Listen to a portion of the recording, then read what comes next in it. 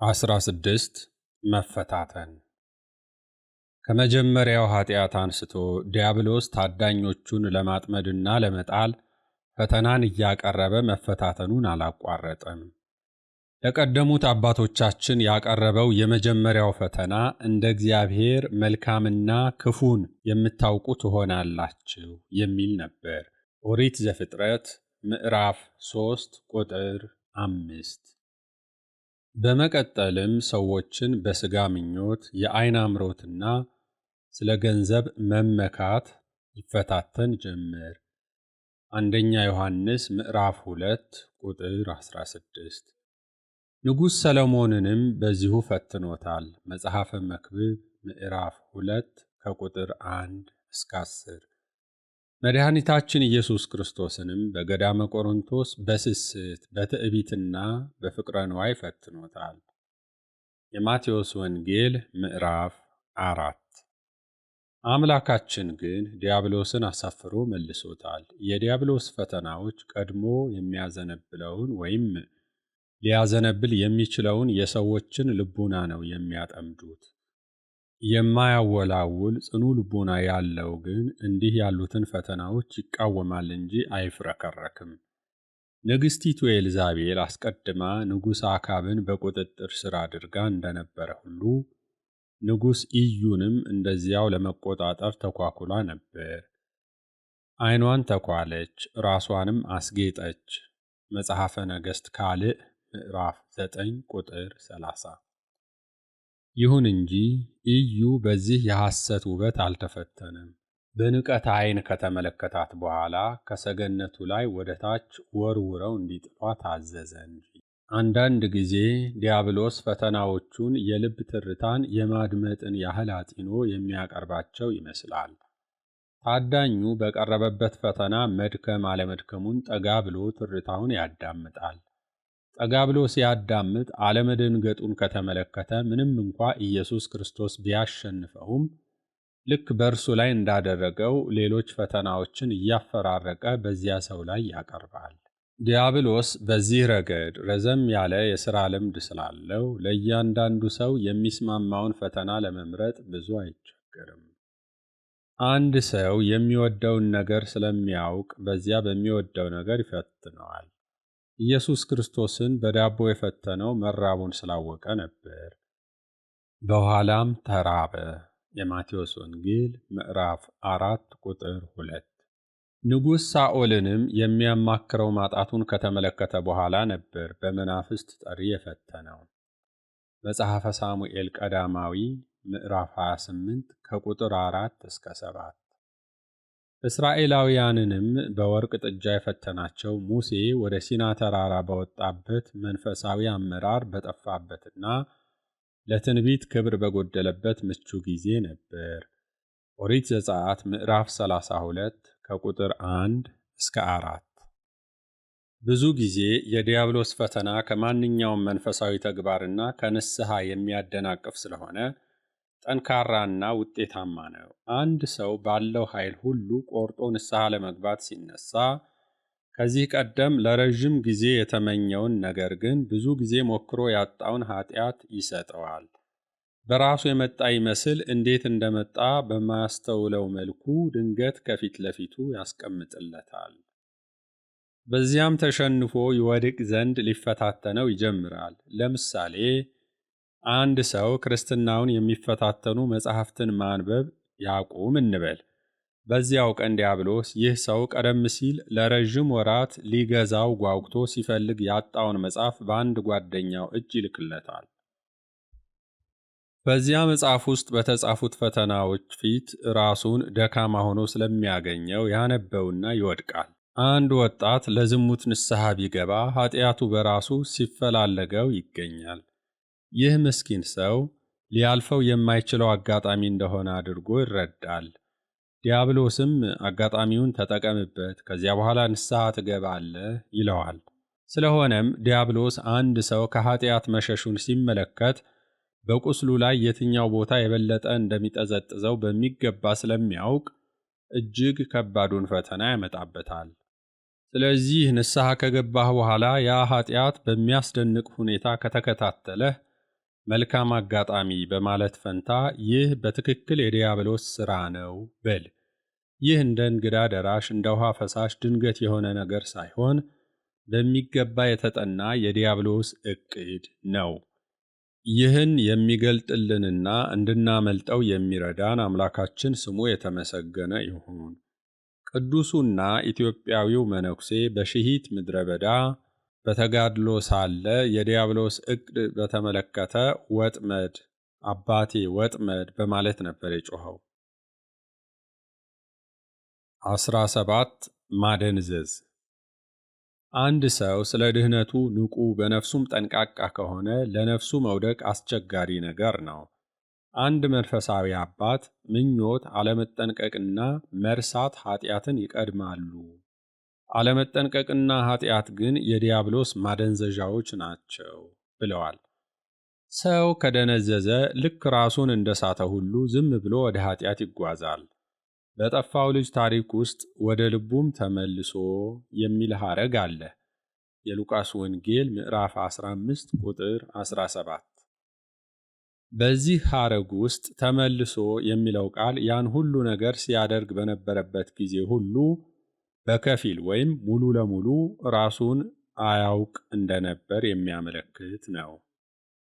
ወደ ራሱ ከተመለሰ በኋላ ግን ኃጢአት በሚሰራበት ጊዜ ያስብ ከነበረው አስተሳሰብ የተሻለ ያስብ ጀመር። ዲያብሎስ ሰውን ከኃጢአት በስተቀር ሁሉን ነገር እንዲረሳ አድርጎ ማደንዘዝ ይችላል ማለት ነው። ሕዋሳቱ፣ አስተሳሰቡና ውስጣዊ ስሜቱ ሙሉ ለሙሉ በኃጢአት ላይ ብቻ ያተኩራሉ። ሁሉን ነገርና ስለ ሁሉ ነገር ፍጹም የረሳ ይመስል ስለ ሌላ ነገር ምንም ማወቅ ያዳግተዋል።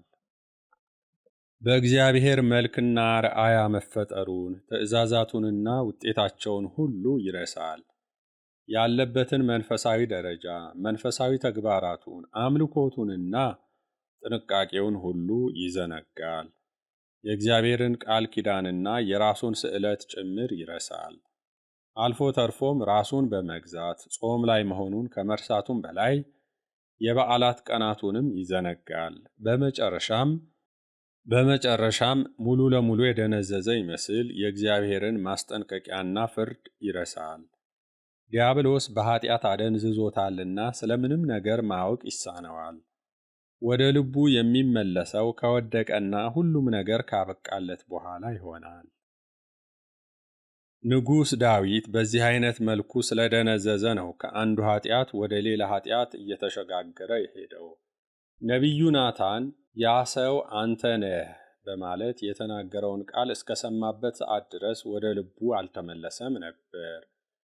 ሁለተኛ ሳሙኤል ምዕራፍ 12 ቁጥር 7። ቃየንም በጭካኔ ተነስቶ ወንድሙን በገደለው ጊዜ ደንዝዞ ነበር። እግዚአብሔር አምላክ ወንድምህ አቤል ወዴት ነው በማለት ሲጠይቀው ነው ራሱን ያወቀው። ኦሪት ዘፍጥረት ምዕራፍ 4 ቁጥር 9። በዚህ ጊዜ ግን ክፉ ሥራውንና የሚከተለውን ውጤት ለማወቅ ወደ ልቡ በመመለሱ ኃጢአቴ ልሸከማት የማልችላት ታላቅ ናት አለ። ኦሪት ዘፍጥረት ምዕራፍ 4 ቁጥር 13። ሰው ኃጢአት እንደሰራ ወዲያውኑ አሊያም ደግሞ ከረዥም ጊዜ በኋላ ወደ ልቡ ሊመለስ ይችላል። የጠፋው ልጅ ገንዘቡን ሁሉ በትኖ እስኪጨርስ እስኪራብና ያለበትን መጥፎ ሁኔታ እስኪመለከት ድረስ ወደ ልቡ አልተመለሰም ነበር። የሉቃስ ወንጌል ምዕራፍ 15 ከቁጥር 14 እስከ 17። ከድሃው አልዓዛር ጋር በአንድ ዘመን አብሮ የኖረው ባለጸጋው ነዌ ሲኦል እስኪገባ ድረስ ወደ ልቡ አልተመለሰም። በአንጻሩ ደግሞ ልክ ቅዱስ ጴጥሮስ ጌታውን አላውቀውም ብሎ ከበደለ በኋላ ወዲያውኑ በመሪር የንስሐ እንባ እንደተመለሰው ፈጥነው ወደ ልባቸው በመመለስ ንስሐ የሚገቡ ሰዎችም አሉ። ይሁዳ ግን የሚመለስበትን ዕድል እስኪያጣ ድረስ ወደ ልቡ ሳይመለስ ቀርቷል። አንዳንዶች ወደ ልባቸው ተመልሰው ወዲያውኑ ንስሐ ሲገቡ፣ ሌሎች ደግሞ ወደ ልባቸው ከተመለሱ በኋላ ተስፋ ይቆርጣሉ። ወደ ልባቸው ከተመለሱ በኋላ ንስሐ ከገቡት መካከል የጠፋው ልጅ ነቢዩ ዳዊትና ሐዋርያው ቅዱስ ጴጥሮስ ይገኛሉ። ይሁዳ ግን ወደ ልቡ ከተመለሰ በኋላ ዲያብሎስ ተስፋ ወደ መቁረጥ ስለመራው በኃጢአት ሞት ተቀጣ። ሄደና ታንቆ ሞተ። የማቴዎስ ወንጌል ምዕራፍ 27 ከቁጥር 3 እስከ 5። ስለሆነም ዲያብሎስ ባደነዘዛችሁ ጊዜ የምታደርጓቸውን 2 ነገሮች ልምከራችሁ። የመጀመሪያው ምክሬ መዝሙረኛው ዳዊት እኔም ማልጄ እነሳለሁ እንዳለ በቶሎ ወደ ልባችሁ ተመለሱ እንጂ ያ ኃጢአት ሱስ ሆኖባችሁ እስኪቀርና ሕሊናችሁን ማወቅ እስኪሳናችሁ ድረስ ወይም ራሳችሁን ካወቃችሁም በኋላ መጥፎ ሁኔታ ላይ እንደወደቃችሁ አድርጋችሁ ተስፋ እስክትቆርጡ ድረስ አትደንዝዙ። መዝሙረ ዳዊት መዝሙር 56 ቁጥር 8። ሁለተኛው ምክሬም ወደ ልባችሁ ከተመለሳችሁ በኋላ የምትገቡት ንስሐ በልማድ ወይም ተስፋ በመቁረጥ መንፈስ ሳይሆን ቀልጠፍ ያለና ከልብ የመነጨ ንስሐ ይሁን። 18 ሃይማኖትን ወደ ፍልስፍና ማስለወጥ። መድኃኒታችን ኢየሱስ ክርስቶስ ሃይማኖት መንፈስና ሕይወት እንደሆነ ተናግሯል። እኔ የነገርኳችሁ ቃል መንፈስ ነው። የዮሐንስ ወንጌል ምዕራፍ 6 ቁጥር 63። ስለሆነም የቃሉን መንፈስነት ተረድተን በውስጣችን ሕይወት እንሰጠው ዘንድ ይገባናል። ስለዚህ ሃይማኖት ማለት ሰው በልቡ ነጽቶ የዘላለም ሕይወትን እንዲያገኝ ከእግዚአብሔር ጋር አንድ የሚሆንበት መንገድ ማለት ነው። ለዚህም ነው መድኃኒታችን እኔ ሕይወት እንዲሆንላቸው እንዲበዛላቸውም መጣሁ በማለት የተናገረው። የዮሐንስ ወንጌል ምዕራፍ 10 ቁጥር 10። ዲያብሎስ ግን ሃይማኖትን ወደ ክርክርና ውይይት መለወጥ ይፈልጋል። መንፈስነቱን በማስረጃ ምግባሩን ደግሞ በክርክር መተካት ስለሚፈልግ ሃይማኖታዊ ወይም መንፈሳዊ ሕይወት በጥናትና በትንተና የተደገፈ ተራ ሕይወት ወደ መሆን ያመራል። ልክ እንደ ፍልስፍና ማለት ነው። ከዚህ በኋላ ክርስትና የሚኖሩት ሕይወት ሳይሆን የሚማሩት አንድ ተራ የትምህርት አይነት ይሆናል። አእምሮአችን እንደዚህ በመንፈስ የማይመራ ከሆነ ደግሞ በዲያብሎስ ላይ ምንም አይነት ጉዳት አያመጣበትም። ይህ ደግሞ ለእርሱ መልካም ነው። በምክንያት ወይም በማስረጃ የተደገፈውን የዲያብሎስ ዘዴ ሐዋርያው ቅዱስ ጳውሎስ ተዋግቶታል። ይህም በመጀመሪያው ለቆሮንቶስ ሰዎች በተጻፈው መልእክት ውስጥ ባሉት 2 የመጀመሪያ ምዕራፎች ላይ በግልጽ ተቀምጧል። እንዲህ ነበር ያላቸው፣ ወደ እናንተ በመጣሁ ጊዜ በቃልና በጥበብ ብልጫ ለእግዚአብሔር ምስክርነቴን ለእናንተ እየነገርሁ አልመጣሁም።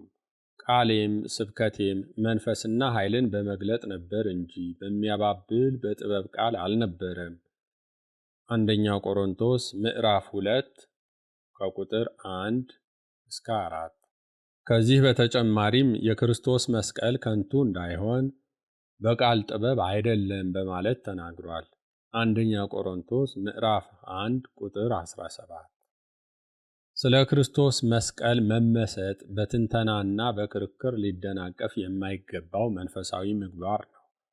ተጠርጣሪነት መንፈሳዊነትን የሚያደናቅፍ የዲያብሎስ የአእምሮው ብልጠት ውጤት ነው። ቤተ ክርስቲያን በመጀመሪያዎቹ 300 ዘመናትና እስከ 4ኛው መቶ ክፍለ ዘመን መባቻ ድረስ በዘለቀው በዘመነ ሰማዕታት ወቅት ጥልቅ መንፈሳዊነት አሳይታለች። በዚህ ወቅት በተለይም በ3ኛው መቶ ክፍለ ዘመን መገባደጃ ላይ ተጀምሮ በ4ኛውና በ5ኛው መቶ ክፍለ ዘመን እያበበ የመጣው የምናኔ ዘመን ከእግዚአብሔር ፍቅርና ከአበው መንፈሳዊ መመሪያ የተነሳ ነው። ይህ ደግሞ ዲያብሎስን በቅናት ስላነሳሳው ለቀጣዮቹ 2 ዘመናት ዓለሙን በውይይትና በክርክር ሊያፋጨው ተነሳ። በመሆኑም የአርዮስ፣ የአቡሊናሪዮስ፣ የባስልዮስ፣ የመቅዶኒዮስ፣ የንስጥሮስና የአውጣኪ የኑፋቄ ትምህርቶች ተከተሉ። እነዚህ ሁሉ የኑፋቄ ትምህርቶች የዓለሙን አእምሮ ባስደነቀ መልኩ በአንድ በተጣበበ የዘመን ጊዜ ውስጥ ተከሰቱ። ስለ መለኮትና ስለ ሰው ልጅ ባህሪ በተራው ሕዝብ ሳይቀር በየጎዳናው የመወያያ ርዕስ ሆነ።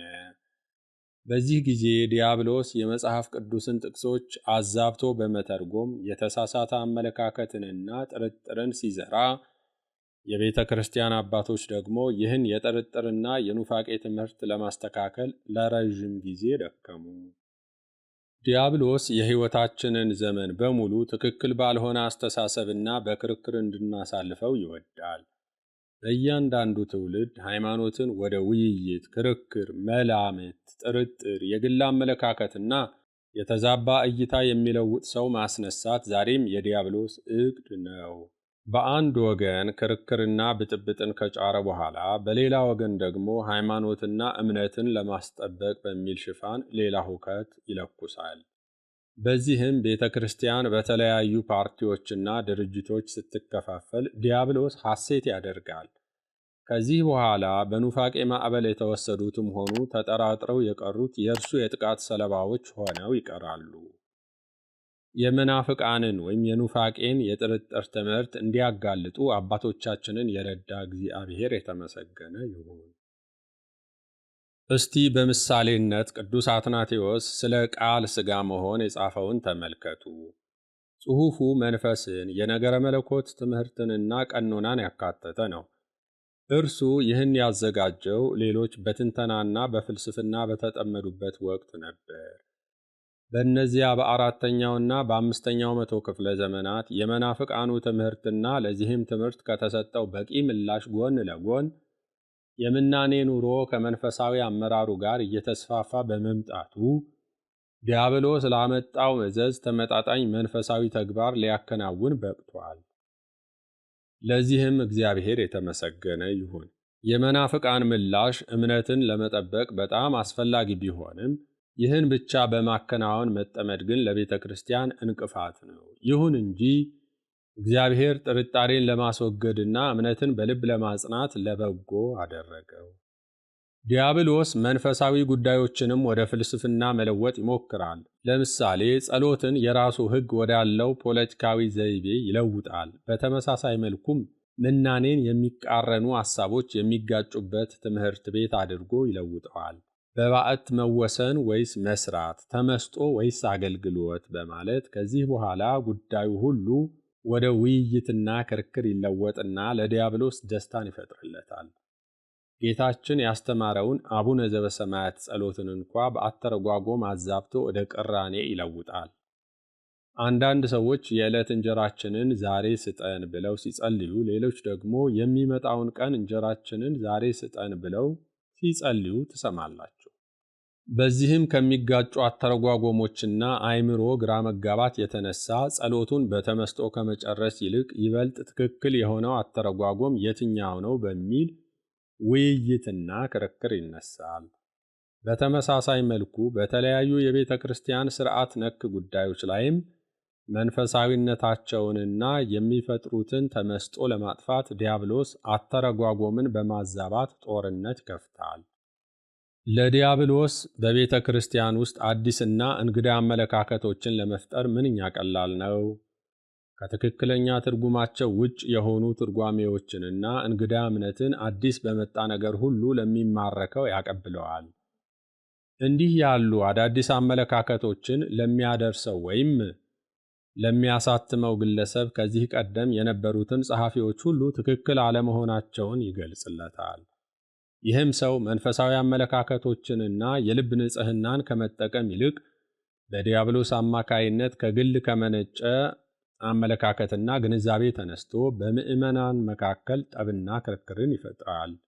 አንዳንዱም ጎራ የእርሱ ብቻ እምነት ትክክለኛ መሆኑንና የሚሟገተውም ሃይማኖትን ለማስጠበቅ መሆኑን ይናገራል። በዚህም ዲያብሎስ ቢያንስ የመንፈሳውያን ሰዎችን ሥራ በተቃውሞና በመናፍቃን ምላሽ በመጥመድ እንቅፋት ይሆንባቸዋል። ለኑፋቄው መልስ ካልሰጡ ደግሞ ጥርጥርና ግራ መጋባትን ያስፋፋል። 19 ያለ ኃጢአት ማሳረፍ። ዲያብሎስ የማያቋርጥ ውጊያ ጥሩ ውጤት እንደማይኖረው ከተረዳ አይዋጋም። ይልቁንም ውጊያውንም ለጥቂት ጊዜ ይገታል። ይህን የሚያደርገውም ለሚዋጋው ሰው በማዘን ሳይሆን እንዲዘናጋና ቸልተኛ እንዲሆን ነው። ከዚህ በኋላ ግን ድንገት ከበድ ያለውን ውጊያ በመክፈት ሊጥለው ይመጣል። እንዲህ በማድረግ ንስሐ ቢገባ እንኳ ተመልሶ ስለሚበድል የጽድቅ ሕይወት ለመምራት ብቃት እንደሌለው አድርጎ ራሱን እንዲቆጥር ያሳምነዋል። አለበለዚያም የሰጠውን ኃጢአት ለጊዜው ይነጥቀውና እንዲናፍቀው ያደርገዋል። ይህን የሚያደርገውም አንድ ሰው ለረዥም ጊዜ አንድ አይነት ኃጢአትን እየደጋገመ በመስራቱ ተሰላችቶ ሊጠላው ስለሚችል ነው። በዚህ ጊዜ ዲያብሎስ ለጥቂት ጊዜ ይነጥቀውና ያንኑ ኃጢአት እጅግ በከፋ መልኩ አጠንክሮ ባላሰበው ዘዴና ሰዓት በማምጣት በቀላሉ ይጥለዋል። ይህም ማለት ዲያብሎስ ኃጢአትን እንዳንዋጋው መንፈግ እንዲጥለንም መስጠት ይችላል ማለት ነው። እንዲህ በማድረግም በሰዎች ነፍስ ያላግጣል። ነፍሳችን እንድትነሳና እንድትወድቅ በማድረግ ጽናቷን ያናጋል። የእግዚአብሔር ልጆች ግን ምንም እንኳ ዲያብሎስ በፍርሃት ተስፋ በመቁረጥና ቅድስና ከአቅማቸው በላይ እንደሆነ እየገመቱ እንዲኖሩ ቢፈልግም እንዲህ ባለው ውጊያ ወደ በለጠ ጥንቃቄ ራስን መግዛትና ትሕትና ያድጋሉ። ይሁን እንጂ ዲያብሎስ በዚህ የውጊያ ስለቱ አእምሮን ብቻ ሳይሆን መላ ሕዋሳትን መዋጋቱና ክርስትና ወደ ላቀ ሞገስና ብቃት የሚደርስበት ሃይማኖት ቢሆንም ይህ የላቀ ሞገስና ብቃት በተግባር ሊገለጽ ስለማይችል ማንም አያገኘውም በማለት ይቀጥላል። በዚህ ጉዳይ ላይ ምሳሌ በመሆን ሊጠቀሱ የሚችሉ ጻድቃንና ቅዱሳን አባቶችን ግን ይሸሽጋቸዋል። 20 ውጫዊ መልካም ምግባራትን ማጉላት። ዲያብሎስ ሰዎች መንፈሳዊ የሆኑ የሚታዩ መልካም ምግባራትን በመሸሸግ ከማከናወን ይልቅ በገሃድ እንዲከናወኑ ያባብላል። እዚህ ላይ የሚታዩ የሚለው ቃል ለሰውየው ብቻ እንጂ ለሌሎች መታየትን አያጠቃልልም።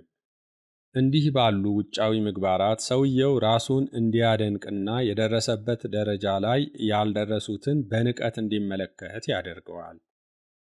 ይህ ውጊያ በመነኮሱም ሆነ በምዕመኑ ላይ ያነጣጥራል። አንድ መነኩሴ መንፈሳዊ ተጋድሎን ሲጀምር ዲያብሎስ በጾም፣ በስግደት፣ በንቃት፣ በአርምሞና በባዕት በመጽናት ግልጽና በውጭ የሚታዩ ምግባራት ላይ ብቻ እንዲያተኩር በማድረግ በውስጥ ሊገኙ የሚገባቸውን ደስታ፣ ሰላም፣ ቅድስና፣ ትሕትና፣ ዝግታና የመሳሰሉትን እንዲዘነጋ ያደርገዋል። በጾም ወቅት ዲያብሎስ ሥጋዊውን ምግባር እንጂ መንፈሳዊውን አይዋጋም።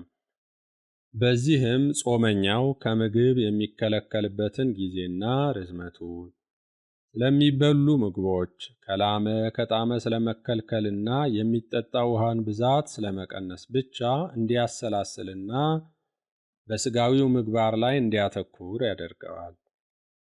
በዚህም የጾምን መንፈሳዊ ጥቅምና ምግባራት ማለትም ትዕግስትን፣ በመንፈስ መጠንከርንና ራስን በሁሉም መንገድ ስለመግዛት ይረሳል። ዲያብሎስ ከላይ የተገለጸው ሥጋዊ አጯጯም ዘዴ ለሰውየው ምንም መንፈሳዊ ጥቅም እንደማያስገኝለት ከማወቁም በላይ ይህ ዘዴው ወደፊት ሰውየው ጾምን ሙሉ ለሙሉ እንዲተው ጥርጊያውንም እንደሚከፍትለት ይረዳል። ስግደትንም በተመለከተ ተመሳሳይ ሁኔታን ይፈጥራል። በዚህ ጊዜም ሰውየው የስግደቱን ቁጥር እንዴት መጨመር እንደሚችል በማተኮር ላይ ብቻ እንዲወሰን ያደርገዋል እንጂ በስግደቱ ጊዜ ነፍሱንና ግንባሩን ወደ ምድር መጠጋታቸውን እንዲያስብ አያደርገውም። መዝሙረ ዳዊት መዝሙር 118 ቁጥር 25። በስግደት ጊዜ በተጓዳኝ ሊደረጉ የሚገባቸውን ጥልቅ መንፈሳዊ ተመስጦና ጸሎትም ያስረሳዋል። ምንም እንኳ የስግደቱ ቁጥር የበዛ ቢሆንም እንኳ ጥቅም የማያገኝበት የሰውነት እንቅስቃሴ ሆኖ ይቀራል። ይህም ወደ ከንቱ ኩራት ይመራዋል። በተባሕትዎ መኖርንም ባህታዊው ስለ ውጫዊው ገጽታው እንጂ ስለ መንፈሳዊነቱ እንዳይጨነቅ በማድረግ ይዋጋዋል። በተባሕትዎ ከሰው ተለይቶ የሚኖረው ባህታዊ አእምሮው ከእግዚአብሔር ጋር ብቻ የሚሆንበትንና ለዓለሙ ሙሉ ለሙሉ የሚሞትበት መንፈሳዊ ሕይወት መምረጡን ሳይሆን አንድ የጉዞ ምርጫ መከተሉን ብቻ እንዲያስብ ያደርገዋል። ዲያብሎስ እንዲህ ያለውን ባህታዊ ከሰው ተለይቶ በዋሻ በመኖሩ ብቻ እንዲደሰት ያደርገዋል። ከዚህ በኋላ ይህ ባህታዊ በዋሻው ውስጥ ሊያደርጋቸው የሚገቡትን መንፈሳዊ የተጋድሎ ተግባራት ፍጹም በመዘንጋት ልቡናው በገዳሙና በውስጡ ባሉት መናንያን ላይ እንዲታበይና እንዲቆጣ ያደርገዋል። ቅዱስ ይስሐቅ የተባለው አባት አንድ በዋሻው ውስጥ እንዴት መቆየት እንደሚገባው የማያውቅ ነገር ግን ለ50 ዓመታት የቆየ ሰው ሊገኝ ይችላል በማለት ተናግሯል። ስለ ተባህትዎ የተባለው ለዝምታም ይገለጻል። አርምሞ ወይም ዝምታ አንድን ሰው ከአንደበት ኃጢአት በመከልከል ከእግዚአብሔር ጋር ብቻ እንዲነጋገር ዕድልን የሚከፍት መንገድ ነው። ይሁን እንጂ አንድ ሰው ዝም በማለቱ ብቻ ሐሴት የሚያደርግ ከሆነ በአንደበቱ ይፈጽመው የነበረውን ሰዎችን መርገም፣ ቁጣ፣ ንዴትና ግትርነት በአእምሮው ሊፈጽመው ይችላል። በተመሳሳይ መልኩ በዝምታው መካከል ልቦናው ከእግዚአብሔር ጋር የማይነጋገር ከሆነ እንዲህ ያለው ዝምታ መንፈሳዊ አይደለም። በተመሳሳይ መልኩ አንድ ሰው አሁንም በድንግልናው ብቻ የሚደሰት ሊሆን ይችላል። ይህ ሰው ድንግልናው ከጋብቻ እንዳራቀው ብቻ እንጂ በልቡናው ድንግል በአእምሮም ያልረከሰ መሆን እንዳለበት አይገነዘብም። የድንግልና ዋናው ቁም ነገር የፍቅርን ሁሉ ቅድሚያ ለእግዚአብሔር መስጠት ነው። ይህ ካልሆነ ግን ያ ሰው ያለው ድንግልና ከውጭ ብቻ የሚገለጽ እንጂ ከውስጥ ወይም ከልቦናው ባዶ ነው። የእኛም ዋና ዓላማ ከልብ የሚወጣው ውስጣዊ መንፈሳዊ ተግባር ላይ ማተኮር መሆን አለበት። እርሱ ከሁሉም ይበልጥ ጠቃሚ ነውና። እግዚአብሔርም ልጄ ሆይ ልብህን ስጠኝ ነው ያለው። መጽሐፈ ምሳሌ ምዕራፍ 23 ቁጥር 26። ስለሆነም ሰው ሁሉ ከልብ ንጽሕና ከእግዚአብሔር ፍቅርና ከውስጣዊ ምግባራት መጀመር አለበት። ከንጹሕ ልቡና የተቀደሰ ጸሎት፣ ትክክለኛ ስግደት፣ መንፈሳዊ አገልግሎትና ሌሎችም መልካም ምግባራት ይወጣሉና። በውጪ ለሚታዩ ምግባራት የሚጨነቅ ሰው የእርሱ ሕይወት በእግዚአብሔር ፊት አስጸያፊ ሆኖ ሳለ ከአንዱ ንስሐ አባት ሌላው ይሻላል በማለት እያንቋሸሸ መቀያየሩ የሚያስደንቅ ነው። 21 ቁጡ ማድረግ። ዲያብሎስ ይህን በጻድቁም ሆነ በኃጥኡ ላይ ያነጣጥራል። በዚህ ረገድ ሰውየው በሚያየው ስህተት ላይ ሁሉ እንዲቆጣ በማድረግ ያለማምደዋል። በተመሳሳይ መልኩ ይህ ሰው የእርሱን አመለካከት የሚቃወሙትን ሁሉ ይቆጣቸዋል። ከዚህ ቁጣ በስተጀርባም ኩራትና ልበደንዳናነት ተሸሽገው ይመጣሉ። በዓለሙ መካከል በትሕትናቸውና በዝግታቸው የሚታወቁ ብዙ ሰዎች ሊኖሩ ይችላሉ። በአንጻሩ ግን ከመንፈሳውያን ሰዎች መካከል አንዳንድ በጣም ቁጡና በሃይማኖት ስም ምንም ነገር የማያስደስታቸው ሰዎችን እናገኛለን።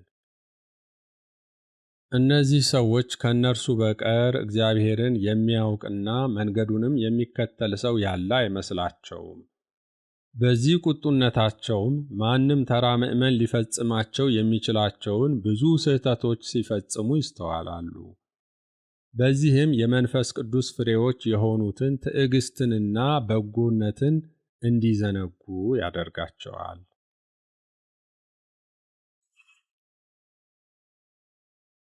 22 መሰናክሎችን ማኖር።